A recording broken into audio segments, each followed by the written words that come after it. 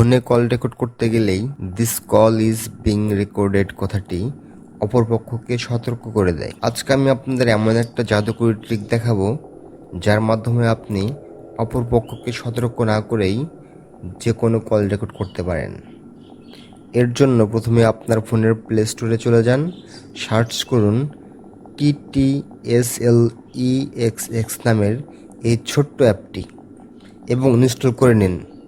এবার আপনার ফোনের সেটিংসে গিয়ে সার্চ করুন টেক্সট টু স্পিচ। এখানে প্রিফার্ড ইঞ্জিন অপশনে ক্লিক করে গুগলের জায়গায় TTSLEXX সিলেক্ট করে নিন। কাজ কিন্তু এখনও শেষ হয়নি। এবার আপনার ফোনের ডায়ালার বা ফোন অ্যাপটির ওপর চেপে ধরে অ্যাপ ইনফোতে যান, তারপর স্টোরেজে গিয়ে ক্লিয়ার ডেটা বা ক্লিয়ার ক্যাচ করে দিন।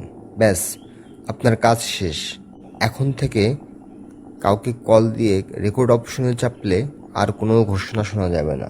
এই ট্রিকটি আপনার ফোনে কাজ করছে কি না কমেন্ট করে অবশ্যই জানান।